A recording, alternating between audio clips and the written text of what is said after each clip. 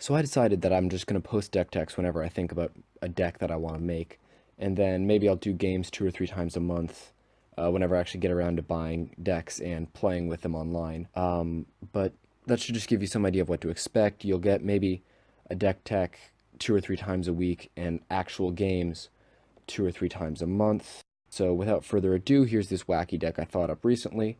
It is white-black enchantments, and I don't know, I'm hesitant about whether or not it can work, but it'll be funny and annoying in the process, so here we go. Starting with the land base, I've just got 12 plains, 4 Forsaken Sanctuaries, and 7 swamps. I didn't put any utility lands in this deck since they're really not necessary, and it's nice to be able to actually play things when you have the mana to cast them, so it is what it is. So, our only creature in this deck is a playset of Ironclad Slayer. They're in here for mostly value reasons. There are a lot of auras that'll be hitting the graveyard. This thing will almost always have a target. And then it blocks 1/1s and lives, and 3 power means that it can block and kill a lot of the lower end threats in this current standard. So he's nice. Moving on, we have 4 Flaying Tendrils. It's just poor man's language. Hits the go wide strategies before they can get a Always Watching or Thalia's Lieutenant in some cases. It can just keep them down early. It doesn't really do as much late game, but it also doesn't cost as much as a languish in real life, so I'll take it for that reason alone. Moving on, we have our Retreat to Myriah. We're mostly just using this to make little 1/1 blockers to keep creatures with high power from getting in for just a ton of damage on us. The deck doesn't run any creatures, so we do need some way to keep damage from coming through. So, moving on to the real heart of the deck, the enchantments, we have 4 Choking Restraints. These are just a slightly more expensive pacifism, but they are nice in that you can sacrifice them to later exile the creature entirely. This is good because it can get rid of the creature's ability later, unlike pacifism, so it's a playset. Moving on, we have 2 Bound by Moonsilver. This is just nice because it can move around to a different threat to neutralize it.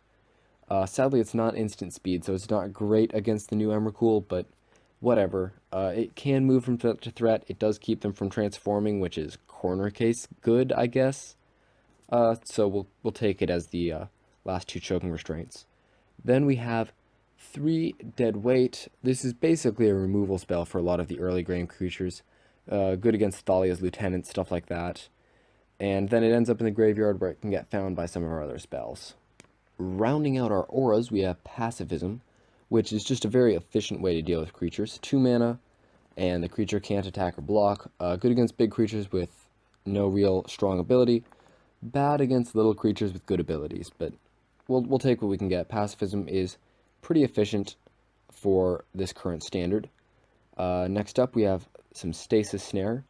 Stasis Snare, having that flash, makes it a instant speed spell without being an instant, so it does get around new Emrakul, and it can get rid of her, which is just a very valuable thing in this current standard. Other than that, the fact that it exiles means you don't have to worry about abilities later, which is great. And yeah, moving on, we have some Oath of Liliana's. Oath of Liliana is good in that it is a legendary enchantment, so it can actually loop later with another card if you have 2 of them. Other than that, it's just a 3 mana edict on an enchantment, which is kind of nice in this deck. At this point, you've seen a couple of ways for me to generate blockers, a crappy Wrath, and a bunch of enchantments which act as removal.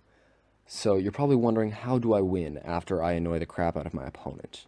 Well, that brings us to our win con suite. We have 3 Myth Realized, which, although it is the weakest of our win cons, comes down the earliest, so it makes up for it. Also, it's nice in that it is a mana sink with its put a lore counter on it for mana ability. Then we've got 2 Sigil of the Empty Throne. I think this is kind of fringe, but having ways to block flyers is kind of nice, because nothing else in my deck can do that. Moving on, we have 3 Starfield of Nyx. This is my favorite of the win cons. There are a couple of synergies with its first ability where you can loop to Oath of Liliana, for instance, and you can also sack something off to Bound by Moonsilver and bring it back. There are just a lot of nice things with the first ability.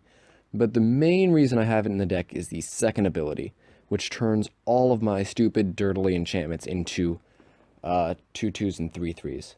There is literally no better feeling than beating down your opponent with a 2/2 pacifism that is locking down a 13/13 Emrakul. So that's everything in the main deck. Let's move on to the sideboard. We have 4 Anguished Unmaking, which is exile-based instant speed removal. The life loss really isn't that big of a price to pay for how great the card is.